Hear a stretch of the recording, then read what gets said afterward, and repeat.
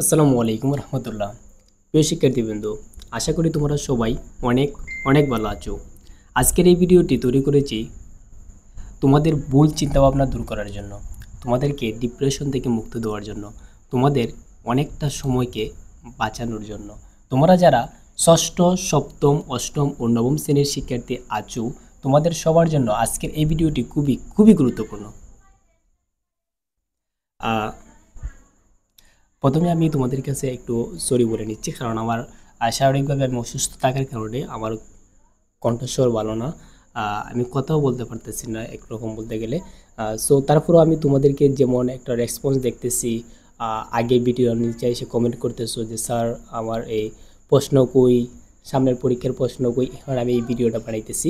So খুব most important এই কথাগুলো, প্রত্যেকটা কথাই তোমার জন্য ইম্পর্টেন্ট। আর কথাগুলোর মধ্যখানে আমি একটা কথা বলবো, আবার বলতেছি, সব ভিডিওর মধ্যখানে 8 মিনিট কিংবা 7 মিনিট ভিডিওটা চলতে পারে, মধ্যখানে আমি একটা কথা বলবো, এই কথাটা তোমার জন্য খুবই গুরুত্বপূর্ণ। এটাই হচ্ছে প্রশ্ন সম্পর্কে মেন কথা। সো তোমরা সবাই সবাইকে বলতেছি, যারা ভিডিওটা দেখতেছো এ টু জেড প্রত্যেকটা কথা খুব ভালোভাবে শুনবা। আর এই ভিডিওটির মাধ্যমে তোমার অনেকটা সময় বাঁচতে পারে। ওকে, তো চলো এখন আমরা দেখে নিব যে আসলে আমরা কী নিয়ে এখন আলোচনা করব। প্রথমে আমরা আলোচনা করব প্রশ্ন পাস নিয়ে, পরবর্তীতে দেখব নৈপুণ্য অ্যাপসে মূল্যায়নের কতক্ষণ আগে প্রশ্ন দেওয়া হয়, তৃতীয়ত কয়টার সময় অনলাইনে সঠিক প্রশ্ন পাওয়ার সম্ভাবনা থাকে, অনলাইন প্রশ্ন দেখে কিভাবে বুঝবে প্রশ্নটা সঠিক নাকি বানানো, অ্যান্ড ফাইনালি অবশেষে আমরা দেখব তুমি কিভাবে এবং কোথায় 100% সঠিক প্রশ্ন পাবে। সরি, এইটা হচ্ছে তোমার জন্য গুরুত্বপূর্ণ। তুমি কিভাবে এবং কোথায় 100% সঠিক প্রশ্ন পাবে এটা অবশেষে বলবো। তবে এইটার বিষয়ে আমি একটু আগেই মধ্যখানে ভিডিওর মধ্যখানে কিন্তু বলে দেব। ওকে, সো আমরা প্রথম থেকে একটু আলোচনা করি, যে প্রশ্ন পাস সম্পর্কে নিয়ে একটু বলি। যে প্রশ্ন পাস বর্তমানে যে পদ্ধতি আছে, এখানে প্রশ্ন পাস হওয়ার সম্ভাবনা বেশি। প্রতিষ্ঠান যখন প্রশ্ন আসে তখন প্রশ্ন ফটোকপি করার জন্য অনেক প্রতিষ্ঠান অনেক জায়গায় প্রশ্ন দিয়ে থাকেন।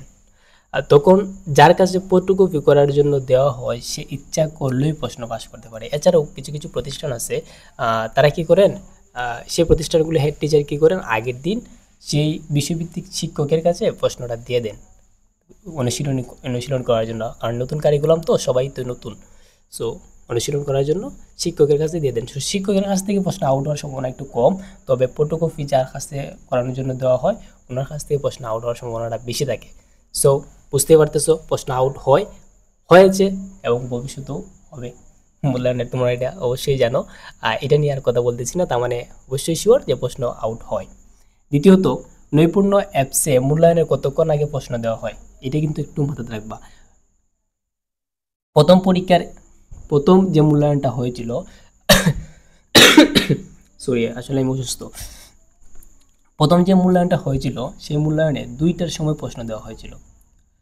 পরবর্তী মূল্যায়নে প্রশ্ন পাস হয়ে যাওয়ার কারণে সন্ধ্যা 7টার সময় প্রশ্ন দেওয়া হয়েছিল। গত যে তোমরা পরীক্ষাটা দিয়েছো সেই পরীক্ষার মধ্যে সন্ধ্যা 7টার সময় কিন্তু প্রশ্ন আমাদের কাছে এসেছে, এডস টিচারদের কাছে সন্ধ্যা 7টার সময় প্রশ্ন এসেছে। এর মানে বুঝতেই পারছো সন্ধ্যা 7টার আগে কোনো প্রশ্ন পাওয়ার সম্ভাবনা নাই।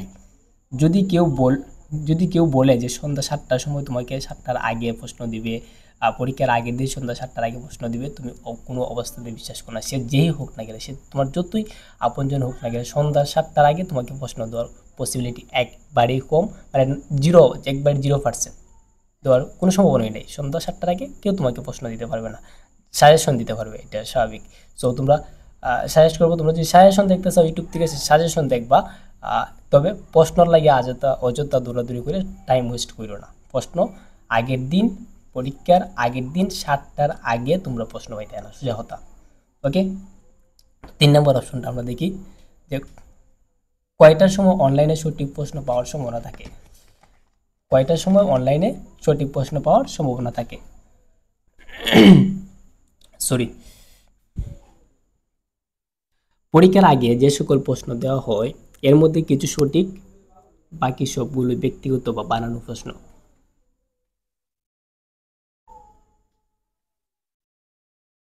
তাই আবার বলতেছি, পরীক্ষার আগে যে সকল প্রশ্ন দেওয়া হয় এর মধ্যে কিছু কিছু প্রশ্ন থাকে সঠিক, তবে বেশিরভাগই থাকে তোমার বানানো প্রশ্ন দিয়ে তোমাদেরকে বিভ্রান্তির মধ্যে ফেলায়। কিছু কিছু ইউটিউবাররা আছে, তারাও এমন করেন।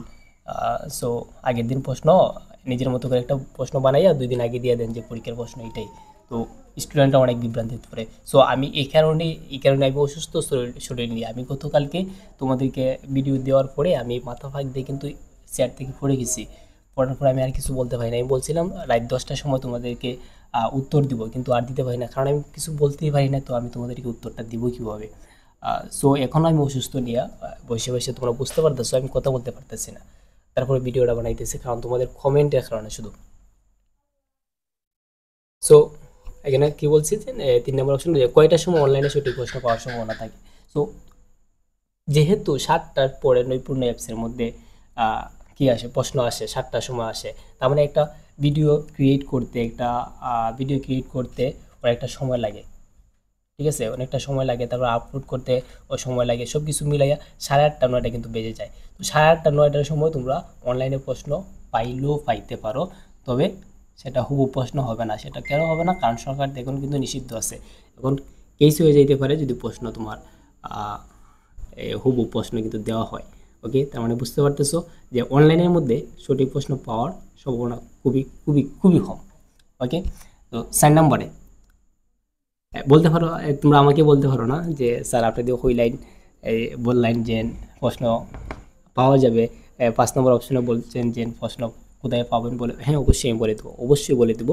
তোমরা একটু একটু ধৈর্য ধরো। তো অবশেষে আছে যে অনলাইনে প্রশ্ন দেখে কীভাবে বুঝবে প্রশ্ন সঠিক নাকি বানানো। আসলে অনলাইন প্রশ্ন দেখে কেমনি বুঝবে, আমি একটু তোমাদের আমি একটু বুঝাই। আমি একটা প্রশ্ন যে ডাউনলোড করেছিলাম, সেই প্রশ্নটা আমি তোমাদেরকে একটু দেখাই। এই দেখো, 7ম শ্রেণীর আমি প্রশ্নটা দেখাই তোমাদেরকে। এই যে প্রশ্নটা একটু দেখো, ওই যে প্রশ্নটার ভিতরে দেখো তোমরা ওয়াটারমার্ক দিয়ে ইন নাম্বার দেওয়া আছে, দেখো এই যে ইন নাম্বার 349 এভাবে ইন নাম্বার দেওয়া আছে। তো এইভাবে যদি ইন নাম্বার থাকে বুঝে নিবা যে প্রশ্নটা কিন্তু সঠিক। যে কোনো চ্যানেল থেকে দুক বুঝে নিবা যে প্রশ্নটা কিন্তু সঠিক। আর যদি এইরকমভাবে ইন নাম্বার দেওয়া না থাকে তা মনে করবো যে এটা কোনো অবস্থাতেই সঠিক প্রশ্ন না। ওকে, সো অনেকে কী করতে পারে, লিখেও দিতে পারেন। সো এটা ভাই তুমি বুঝে নিতে হবে সেটা সঠিক কিনা। আমি কিন্তু সেই সম্পর্কে তোমাকে আমি কিছু বললাম না। ওকে, আমি তোমাকে বিভ্রান্তি ফেলাইতে চাই না। এখন আমি তোমাকে অবশেষে ফাইনালি বলে দিব তুমি কিভাবে এবং কোথায় 100% সঠিক প্রশ্ন পাবে। এটা তোমার জন্য খুবই গুরুত্বপূর্ণ। আমি তোমাকে এই বিষয়টা সম্পর্কে একটু অবগত করব। অবগত করার পরে আমি কিন্তু ভিডিওটা শেষ করে দিব। আমি অসুস্থ, আমি বেশি একটা সময় থাকতে পারবো না। হ্যাঁ, সো তুমি কিভাবে এবং কোথায় 100% সঠিক প্রশ্ন পাবে এটা একটু বলে নিই। একটু মন দিয়ে শুনবা। পরীক্ষার আগের দিন যখন নৈপুণ্য অ্যাপসে প্রশ্ন আসবে, তখন প্রশ্ন দেখে আমি তোমাদের জন্য একটা সাজেশন বানাবো। আবার বলতেছি, প্রশ্ন দেখে আমি তোমাদের জন্য সাজেশন বানাবো। আসলে সেটা সাজেশন না, সেটাই হবে প্রশ্ন। সেই প্রশ্নটা আমি আমার ফেসবুক পেজে দিয়ে দিব। তাই এর টাইটেলে লেখা থাকবে চূড়ান্ত সাজেশন। আসলে সেটা চূড়ান্ত সাজেশন না, সেটাই হবে প্রশ্ন। এটা থেকে 100% কমন আসবে, যা দিব তাই আসবে। আর যদি না আসে তাহলে তোমরা সবাই আমার চ্যানেলে রিপোর্ট দিয়ে আমার চ্যানেলের মধ্যে রিপোর্ট দিয়ে চ্যানেল নষ্ট করে দিয়ে যাও। আমি বললাম যদি না আসে যা দিব আমার, যদি তোমরা আমার চ্যানেলের মধ্যে রিপোর্ট দিয়ে চ্যানেল নষ্ট করে লাও, যদি না আসে তাহলে আমার কোনো আপত্তি নেই। ওকে, এখন আমাকে প্রশ্ন করতে হবে যে ভাইয়া আপনি তো বললেন যে দিবেন, তো এটা আমি পাইবো কীভাবে? ঠিক আছে, এটা পাবো কীভাবে? তো এটাই কোন বলতেছি যে এখন প্রশ্ন হচ্ছে যে তোমরা এই সাজেশন নামের মেন প্রশ্নটা কোথায় পাবে। আমি এই ভিডিওর প্রথম কমেন্টে আমার ফেসবুক পেজের লিঙ্ক দিয়ে রাখছি। পেজটি খোলা হয়েছে তোমাদের জন্য। এই নতুন ফেসবুক পেজে প্রত্যেক মূল্যায়নের আগে উত্তর সহ প্রশ্নের প্রশ্নের পিডিএফ অথবা স্ক্রিনশট দিয়ে দিব। নাম থাকবে চূড়ান্ত সাজেশন, কিন্তু সেটাই থাকবে প্রশ্ন। বুঝতে পারছো? এই ভিডিওর ফার্স্ট কমেন্টে কিংবা ডেসক্রিপশন বক্সে আমি আমার ফেসবুক পেজের লিঙ্ক দিয়ে দিব। সেই লিঙ্কে প্রবেশ করে তোমরা সেই পেজটারে ফলো দিয়ে রাখবা, কিংবা একটু অন্যভাবে যদি স্পেশালভাবে রাখা যায় সেভ দিয়ে রাখতে পারো। যে কোনো একটা আমি এখানে যেহেতু পেজটা নতুন, তাই এখানে বেশি একটা কিছু দেওয়া হয় নাই। সো একটা প্রশ্ন কিংবা একটা কিছু তুমি শেয়ার দিয়ে রেখে দিবা, যাতে করে খুব সহজে তুমি এই পেজটারে পরবর্তী পেয়ে যেতে পারো। তো পরীক্ষার আগের দিন রাত্রে প্রশ্ন আমার কাছে আসার পরে আমরা বলতেছি প্রশ্ন আমার কাছে আসার পরে আমি এই প্রশ্ন দিকে একটা সাজেশন বানাবো। তো নাম সাজেশন দিয়ে উপরে সাজেশন লিখে আমি তোমাদেরকে এই প্রশ্নটা আমার ফেসবুক পেজের মধ্যে পোস্ট করে দেবো। তখন সময় তোমরা খুব ইজিলিভাবে প্রশ্ন পাই যাবা। আর এটার উপরে আমি ভিডিও দিব আমার এই ইউটিউব চ্যানেলে। ওকে, এই পর্যন্তই। সবাই ভালো থাকবা, সুস্থ থাকবা, দোয়া করবো আমার জন্য, আল্লাহ যেমন তাড়াতাড়ি আমাকে সুস্থ করেন। ওকে, ধন্যবাদ সবাইকে শেষ পর্যন্ত দেখার জন্য। আসসালামু আলাইকুম।